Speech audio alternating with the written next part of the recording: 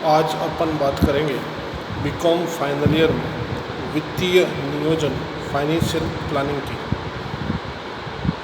किसी भी व्यवसाय के लिए हमेशा पर्याप्त व्यावसायिक वित्त उपलब्ध होना चाहिए, अन्यथा वह कुशलतापूर्वक नहीं चल सकता।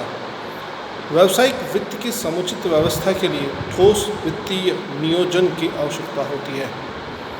प्रश्न यह उत्पन्न होता है कि वित्तीय नियोजन होता क्या है।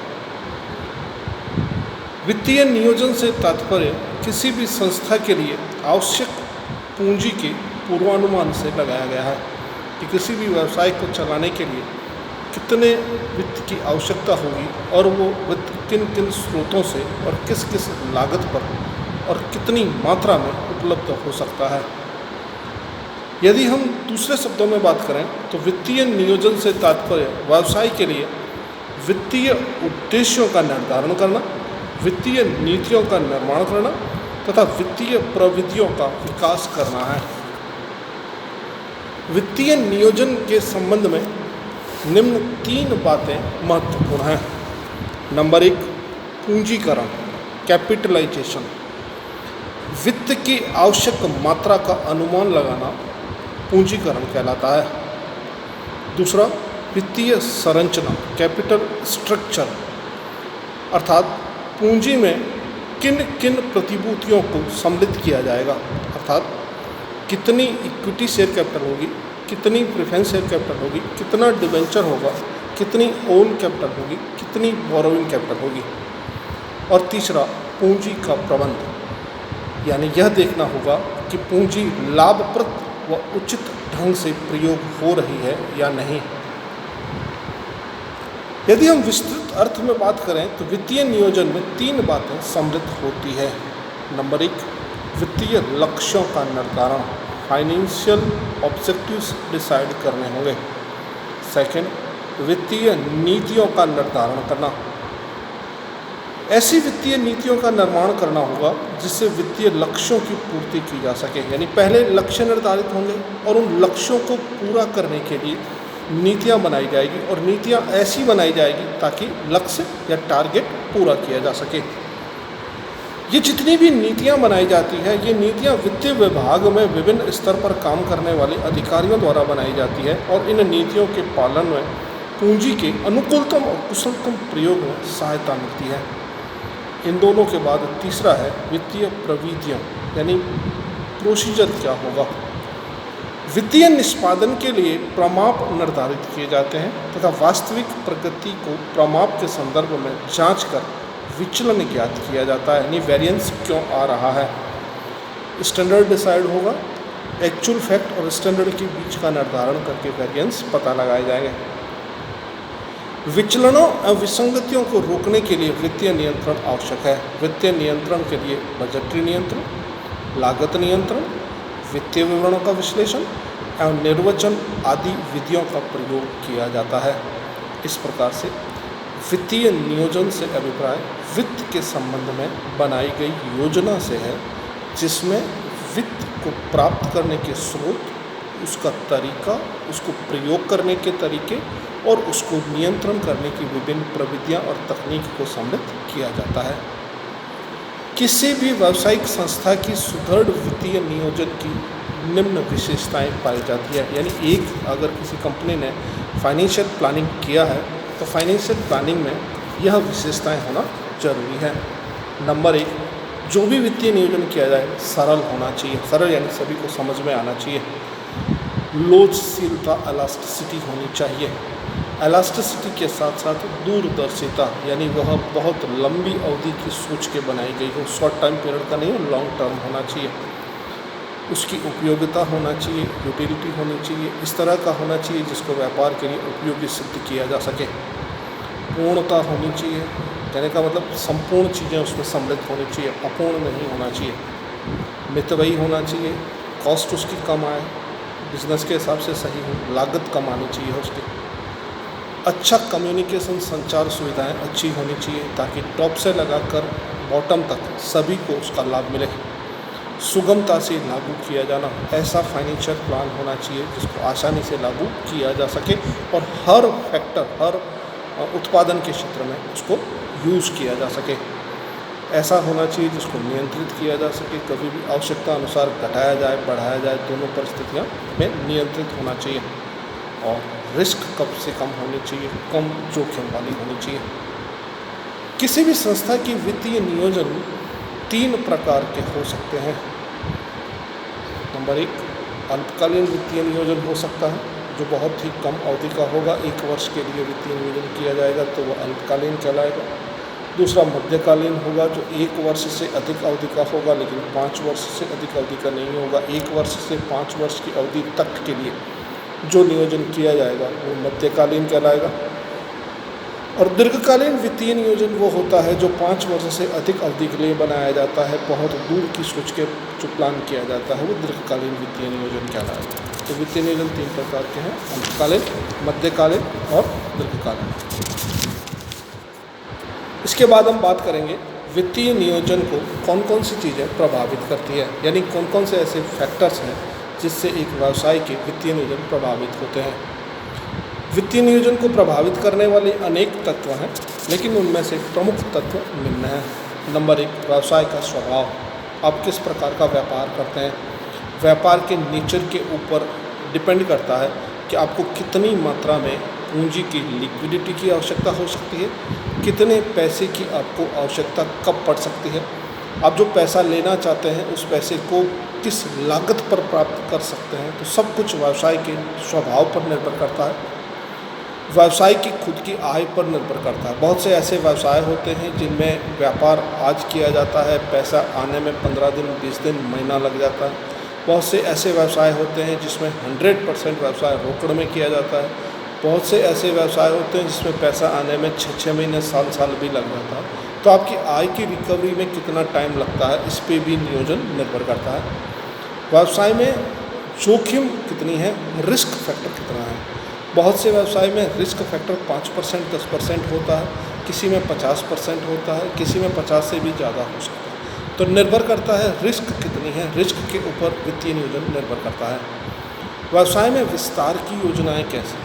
एक व्यापार हमने प्रारंभ किया, प्रारंभ में धीरे धीरे उसको हम एक्सटेंड करते जाते हैं, व्यवसाय को बढ़ाते जाते हैं। जब विस्तार की योजनाएं जैसे जैसे बढ़ेगी, व्यवसाय में नियोजन का स्वरूप भी बदलता चला जाएगा।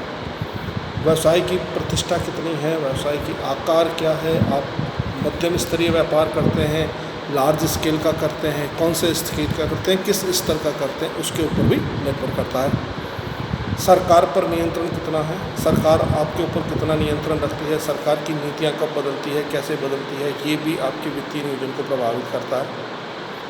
आपके पास वैकल्पिक वित्तीय साधन कितने हैं। आपके खुद के रिसोर्सेज तो आपने सेव कर लिए, अब आपके पास अगर विशेष परिस्थिति में अतिरिक्त पूंजी की आवश्यकता हुई तो आपके पास वैकल्पिक वित्तीय साधन कितने हैं, ये आपके वित्तीय नियोजन को हमेशा प्रभावित करते हैं। आपके पास पूंजी ढांचा कैसा है, पूंजी ढांचा में श्रेष्ठ प्रतिभूतियाँ कितनी हैं, आपकी मार्केट में कैपिटल वैल्यू क्या है, आपको शेयर मार्केट से पैसा मिल भी सकता है, नहीं मिल सकता, ये सारी बातें आपका कैपिटल स्ट्रक्चर भी डिपेंड करता है। एंड लास्ट एंड इम्पॉर्टेंट, बाह्य पूंजी आवश्यकता। क्या ऐसा भी कभी होता है कि आपकी पूंजी कम पड़ जाए, आपको पैसों के लिए हमेशा बाहर से या किसी अन्य रिसोर्स से या किसी दूसरे सोर्स पे डिपेंड भी रहना पड़ सकता है क्या।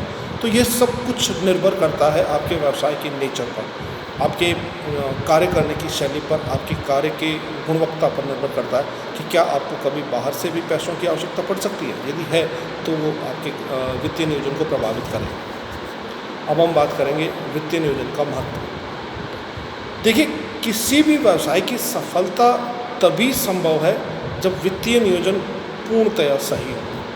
व्यवसाय के अन्य सभी विस्तार व विकास से संबंधित योजनाएं वित्तीय योजना की सुदृढ़ता पर निर्भर करती है। अगर वित्तीय नियोजन अच्छा है तो सब कुछ अच्छा होगा। फाइनेंशियल प्लानिंग ही गड़बड़ है आपकी, फाइनेंशियल प्लानिंग ही ढंग से नहीं बनाई गई है, या उसको ढंग से मैनेज नहीं किया गया है, या ढंग से उसके टूल्स काम में नहीं लिए गए हैं, तो व्यवसाय में कुछ भी कार्य करेंगे सफलता आपके नज़दीक नहीं रहेगी। लेकिन सफलता आपको मिलेगी यदि फाइनेंशियल प्लानिंग को बहुत अच्छी तरीके से किया गया है।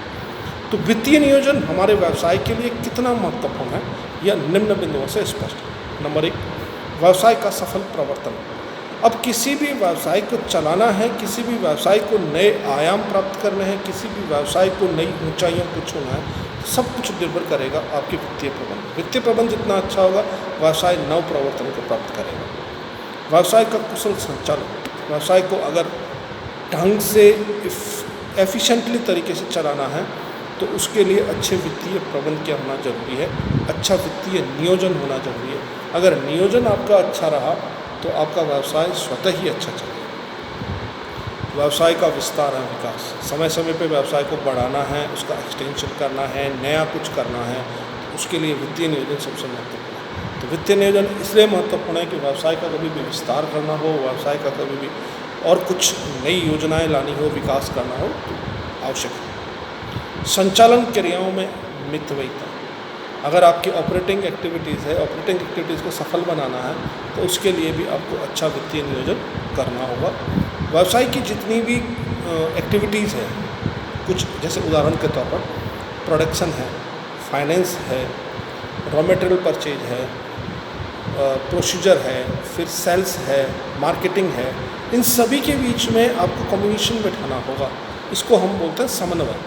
व्यवसाय में जितना अच्छा समन्वय बिठाया जाएगा, समन्वय पूरा के पूरा निर्भर वित्तीय नियोजन पे करेगा। अगर नियोजन ही फेल है तो बाकी वाला समन्वय काम नहीं आएगा, क्योंकि नियोजन के माध्यम से ही सभी के बीच में समन्वय बिठाया जा सकता है। उदाहरण से स्पष्ट करूँगा, एक व्यवसाय में कच्चा माल खरीदने वाले को भी पैसे की आवश्यकता होती है, उत्पादन करने वालों को भी पैसे की आवश्यकता होती है, विज्ञापन करने वाले को भी पैसे की आवश्यकता होती है, पैकेजिंग करने वालों को भी पैसे की आवश्यकता होती है। लेकिन पैसा आएगा कहाँ से? केवल सेल्स। अगर सेल्स आपकी अच्छी है, सेल्स से रिकवरी आपकी अच्छी है तो सारी डिमांड पूरी की जा सकती है। लेकिन सेल्स में मैक्सिमम सेल्स क्रेडिट सेल्स है, उधार बिक्री है, और उधार का आपका जो DTOR है, जिसको डाटा टर्नओवर रेशियो बोलते हैं, डाटा टर्नओवर रेशियो 10 दिन का है और लेकिन वो 20 दिन में ही रिकवर नहीं हो पा रहा है, तो आपका वित्तीय नियोजन फेल हो जाएगा वहाँ पर। तो आपको अल्टरनेटिव फाइनेंशियल अरेंजमेंट करना होगा।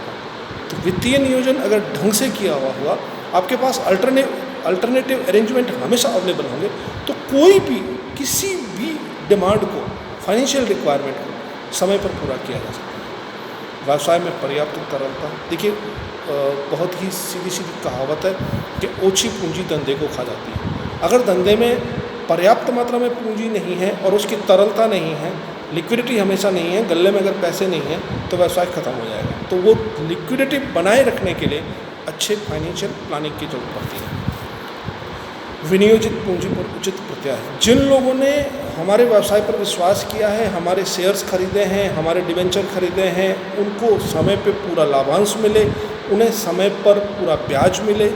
ब्याज और लाभांश हम लाभ में से देंगे तो अच्छा लाभ कमाएं, और अच्छा लाभ कमाने के लिए अच्छी बिक्री चाहिए, अच्छी बिक्री के लिए अच्छा प्रोडक्ट, अच्छा फाइनेंशियल प्लानिंग चाहिए। फाइनेंशियल प्लानिंग अगर एकदम हमारी अच्छी है तो हम हमारे विनियोजकों को अच्छा प्रत्याय दे सकते हैं, उनको अच्छा रिटर्न चुका सकते हैं, डिविडेंड के रूप में, लाभांश के रूप में। मूल्य स्तर में परिवर्तन, कभी भी कोई भी कंपनी मूल्य को बढ़ाकर लाभ नहीं कमा सकती, मूल्य को घटाकर भी लाभ नहीं कमाया जा सकता, लेकिन बिक्री को बढ़ाने के लिए कई स्तर पर मूल्यों पर हेरफेर किया जाता है। व्यवसाय में अच्छी फाइनेंशियल प्लानिंग के लिए हमें हमारे मूल्य स्तर में परिवर्तन भी करना पड़े, इसमें कोई अतिशयोक्ति नहीं है, लेकिन वो फाइनेंशियल प्लानिंग का पार्ट होता है। अगर फाइनेंशियल प्लानिंग एक्सेप्ट करती है कि हाँ कीमत को घटाया जाए या कीमत को बढ़ाया जाए, तो प्लानिंग के हिस्से में हमारी वित्तीय नियोजन इसलिए महत्वपूर्ण हो जाता है कि जब भी मूल्य में परिवर्तन किया जाएगा तो उसका इफेक्ट हमारी सेल्स के माध्यम से फाइनेंशियल रिकवरी पर पड़ेगा। तो उसको ध्यान में रखते हुए मूल्य परिवर्तन के लिए हमेशा वित्तीय नियोजन महत्वपूर्ण। ये थे वित्तीय नियोजन के अर्थ, महत्व। अब हम बात करेंगे वित्तीय नियोजन की कुछ सीमाएं हैं, वित्तीय नियोजन के कुछ नियम हैं। वित्तीय नियोजन व्यवसाय की सफलता में महत्वपूर्ण योगदान तो निभाता ही है, परंतु वित्तीय नियोजन भविष्य से अधिक संबंधित होने के कारण उसकी कुछ लिमिटेशंस भी है, उसकी कुछ सीमाएं भी हैं। नंबर 1, यह सिर्फ पूर्वानुमान पर आधारित है। हम सारा के सारा जो फाइनेंशियल प्लान करेंगे फॉरकास्टिंग पर निर्भर करता है। भविष्य में हमारी बिक्री होगी, आय होगी तो हो जाएगा, नहीं होगी तो नहीं होगा, तो सब कुछ पूर्वानुमान पर आधारित है। इसमें समन्वय का अभाव है। जैसे मैंने बताया ना, उत्पादन करने के लिए उत्पादन है, विक्रय है, पैकेजिंग है, इन सब के बीच में आपस में कोऑर्डिनेशन बिठाना होगा, तब फाइनेंशियल प्लानिंग सक्सेस होगा। लेकिन आपस में कोऑर्डिनेशन बैठ नहीं पाता है, आपस में कोऑर्डिनेशन हो नहीं पाता है, क्योंकि बिक्री से जो हमें प्राप्ति होनी है वो समय पे हो नहीं पाती है। क्या ना, DTOR, डेटा टर्नओवर रेशियो में गड़बड़ हो जाती है। हमारी प्लानिंग में कुछ सारा सब कुछ पूर्वानुमान पर आधारित है, और पूर्वानुमान कभी भी निश्चित नहीं होता, इसलिए हमारी कोऑर्डिनेशन भी फेलियर हो जाती है। समय के अनुसार परिवर्तन का अभाव होता क्या है, हम पूर्वानुमान लगाते हैं। पूर्वानुमान हमारे सटीक तभी हो सकते हैं जब हमारे इफेक्टिंग फैक्टर कांस्टेंट रहे। यानी कहते हैं ना, जो परिवर्तित होने वाले प्रभाव हैं वो हमेशा एक समान होने चाहिए, लेकिन होते नहीं हैं। मौसम बदल जाता है, आय बदल जाती है, स्वभाव बदल जाता है, तो हमारे पूर्वानुमान भी ऊपर नीचे हो जाता है। तो समय में परिवर्तन हो जाता है, तो समय परिवर्तन के कारण भी हमारे फाइनेंशियल प्लानिंग पूरे मुकाम तक नहीं पहुंच पाती। कई बार फाइनेंशियल प्लानिंग प्रभावहीन हो जाती है, बिकॉज कि इसमें मानवीय फैक्टर नहीं होते। जब तक मानवीय फैक्टर नहीं होंगे तब तक वो इफेक्टिव होगी नहीं। दुनिया में परिवर्तन बड़ी तेज़ी से होते हैं, और उन परिवर्तनों का पूर्वानुमान लगाना संभव नहीं है, क्योंकि फाइनेंशियल प्लानिंग खुद पूर्वानुमान पर निर्भर करती है, और पूर्वानुमान को समय से पहले लगा लेना, उसको भांप लेना और उसके अनुसार नियोजन कर लेना संभव नहीं है। इस प्रकार वित्तीय नियोजन की कुछ सीमाएं भी हैं। आज हम इतना ही देखेंगे। धन्यवाद।